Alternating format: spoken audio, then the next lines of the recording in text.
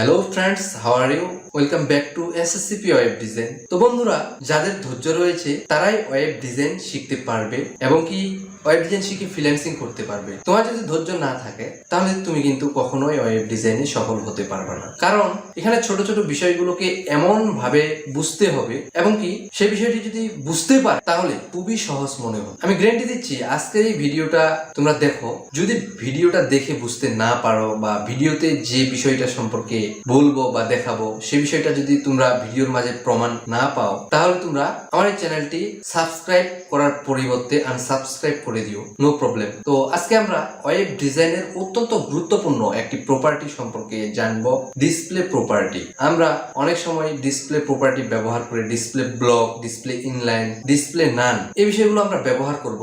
যদি আপনি নতুন হয়ে থাকেন তাহলে এই অবস্থায় আমি যে কথাগুলো বললাম এগুলো নাও বুঝতে পারেন, এর জন্য সরি। তো অবশ্যই আপনাকে এই বিষয়গুলো বোঝার জন্য, যেগুলো আমি বললাম এগুলো বোঝার জন্য বেসিক টিউটোরিয়াল দেখতে হবে। তো আমরা বেসিক টিউটোরিয়ালের লিংক এই ভিডিও ডেসক্রিপশনে দিয়ে দিয়েছি, তোমরা চাইলে সেখান থেকে বিষয়গুলো দেখে আয়ত্ত করতে পারো এবং তোমরা যদি সেই ভিডিওগুলো দেখো আমি গ্যারান্টি দিচ্ছি তোমরা শুধুমাত্র বেসিক নলেজটা তোমাদের রয়েছে, কম্পিউটার সম্পর্কে তোমরা বেসিক বিষয়টা জানো, কম্পিউটারে কিভাবে কিবোর্ডে টাইপিং করতে হয় এই নলেজটুকু তোমাদের যদি থেকে থাকে তাহলে অবশ্যই তোমরাই পারবা জিরো থেকে ওয়েব ডিজাইন শিখতে।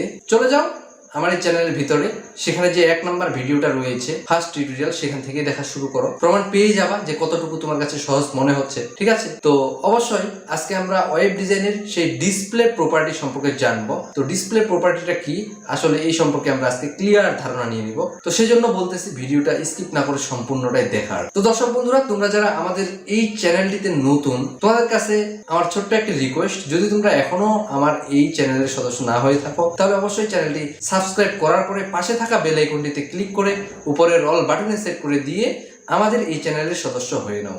Let's get start.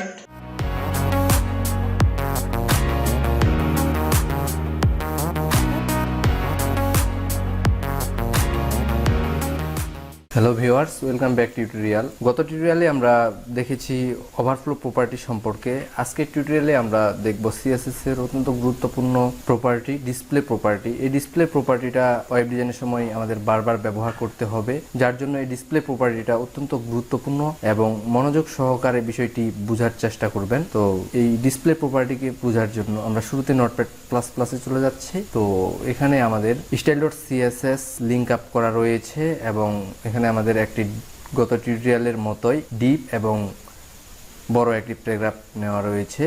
তো এই প্যারাগ্রাফের আউটপুটটা দেখলে আমাদের গত টিউটোরিয়ালের যে প্যারাগ্রাফটা ছিল সেরকমই একটি প্যারাগ্রাফ এখানে আমরা রেখেছি। তো এই প্যারাগ্রাফ হচ্ছে আমাদের ব্লক লেভেল এলিমেন্ট। তো ব্লক লেভেল এলিমেন্ট কি এই সম্পর্কে আশা করি আপনাদেরকে বলতে হবে না, কারণ ব্লক লেভেল এলিমেন্ট কি এবং ইনলাইন এলিমেন্ট কি এই দুটি বিষয় সম্পর্কে আমরা আলাদা একটি টিউটোরিয়াল দিয়েছি। তো আশা করি আপনারা সেই টিউটোরিয়ালটি ভালোভাবে দেখেছেন, আর যারা দেখেননি এই ভিডিওর আই বাটনে সেই টিউটোরিয়ালটির লিঙ্ক আমরা দিয়ে দিয়েছি, অবশ্যই সেখান থেকে দেখে বিষয়টি ক্লিয়ার হতে পারেন। তো আমাদের প্যারাগ্রাফ হচ্ছে ব্লক লেভেল এলিমেন্ট। তো আমরা ডিসপ্লে প্রপার্টি বোঝার জন্য আমরা এখানে একটা স্পেস দিয়ে এখানে আমরা স্পেন নামে একটি ট্যাগ নিব, স্পেন ডাবল ট্যাগ।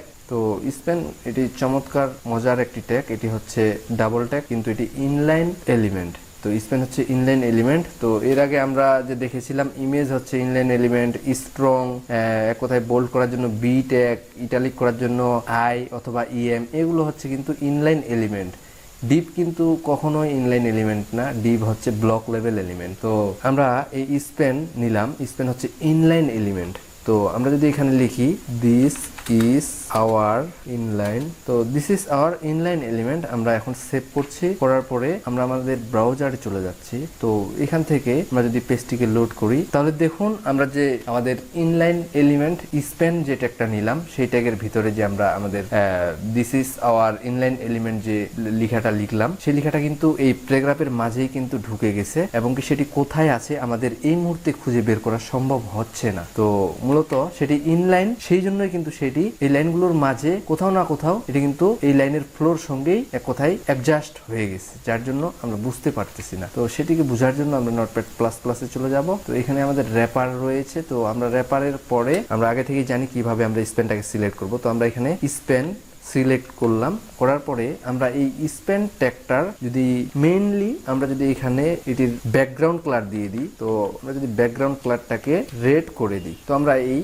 স্পেনটা যেখানে রয়েছে সেটির ব্যাকগ্রাউন্ড কালার রেড দিলাম এবং এটির টেক্সটের কালার আমরা দিয়ে দিব, টেক্সটের কালার আমরা হোয়াইট করে দিলাম। তো এখন আমরা সেভ করছি, করার পরে আমরা আমাদের ব্রাউজারটিকে লোড করছি। তাহলে দেখুন আমরা আমাদের সেই স্পেন যে ট্যাগটা নিলাম, this is our inline element, এটি কিন্তু আমাদের এক কথায় এখন আমরা বুঝতে পারতেছি। তো এটি আমাদের এই প্যারাগ্রাফের ফ্লোর সঙ্গে লাইনের সঙ্গেই কিন্তু এক কথায় ঢুকে গেছে। তো এখন আমরা এটির মাধ্যমে আমাদের ডিসপ্লে প্রপার্টিটা বুঝবো। তো এখানে আমরা নোটপ্যাড প্লাস প্লাসে চলে যাচ্ছি। তো এখানে যদি আমরা মেইনলি ডিসপ্লে প্রপার্টি ব্যবহার করব, শুরুতে আমরা যদি ডিসপ্লেটাকে নান করে দিই, নান করে দিলে মেনলি এটা নাই হয়ে যাবে, এক কথায় এটি আমাদের ব্রাউজারে শোয়ে করবে না। তো মূলত সেটি চলে গেছে, ডিসপ্লেটা আমাদের নান হয়ে গেছে। তো আবার আমরা নোটপ্যাড প্লাস প্লাসে চলে যাব, এখান থেকে আমাদের ডিসপ্লেটাকে আমরা ব্লক করে দিব। আমরা ডিসপ্লে ব্লক করে দিলাম। এখন যদি আমরা সেভ করি, এখন এটি ডিসপ্লে ব্লক করে দেওয়াতে এই শুধুমাত্র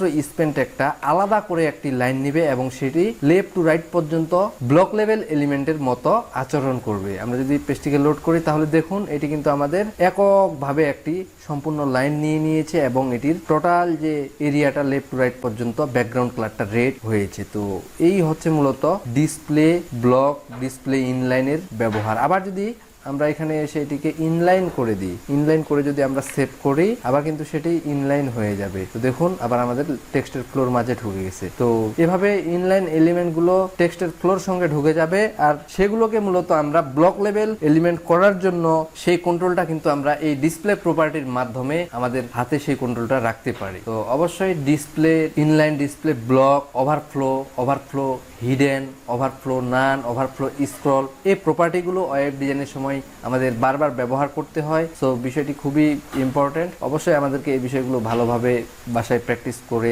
বিষয়গুলো মাথায় রাখতে হবে। তো অবশ্যই যারা আজকের ভিডিওটি ভালোভাবে বুঝতে পেরেছেন আপনাদেরকে অসংখ্য ধন্যবাদ। অবশ্যই ভিডিওটি ভালো লাগলে একটি লাইক করবেন, আর যদি চ্যানেলটিতে নতুন হয়ে থাকেন তাহলে আপনাদের কাছে রিকোয়েস্ট আমাদের চ্যানেলের সদস্য হওয়ার জন্য চ্যানেলটি সাবস্ক্রাইব করার পরে পাশে থাকা বেল আইকনটিতে ক্লিক করে উপরে অল বাটনে সেট করে দিবেন ওয়েব ডিজাইনের আপডেট ভিডিও পাওয়ার জন্য।